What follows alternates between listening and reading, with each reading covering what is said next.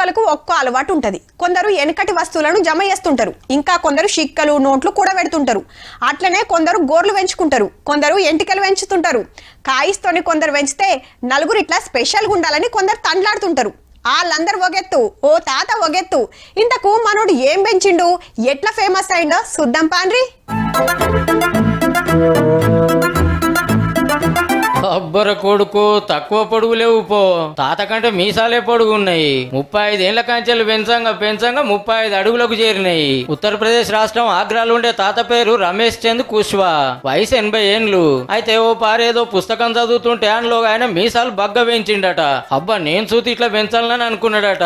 ఇంటి ఆమె కాలం చేసినాక ఆమె గుర్తుకి ఇట్లా మీసాలు పెంచుతుండ అన్నట్టు. తాతకు మీసాలంటే ఎంత పాయిరం అంటే బిడ్డకు సుతా దూరం ఉంటున్నాడు. మనవలు మనవరాలు ఏడగత్తిరిస్తారోనని. ఇంత పొడుగుంటాయి కాబట్టి ఉత్తగొదిలేయకుండా ఇట్లా చుట్టి నెత్తి మీద పెట్టుకొని బట్టతో ఇట్లా కట్టి పెడుతున్నాడు అన్నట్టు. లోకల్ అందరూ మీసాల బాబా, మీసాల మనిషి అని పిలుచుకుంటారట. ఆగ్రాలో తాజ్ మహల్ ఎంత ఫేమసో తాత సుత అంతే. ఓ పారి బయట దేశాల టూరిస్టులు వచ్చినప్పుడు మనోడు తాజ్ మహల్ కాడు ఉంటే దాన్ని ఫోటోలు తీయకుండా తాత మీసాలను తాతను ఫోటో తీసుకున్నారని చెప్పుకుంటే చిన్న మురిపం కాదు పో. కొంచెం గడ్డం మీసాలు పెరుగుతూనే సీదర పెడుతుంటది. గన్నేండ్ల కాంచెలి గంత పొడుగు పెంచినావంటే రమేష్ తాత, నువ్వు సూపర్ తాత.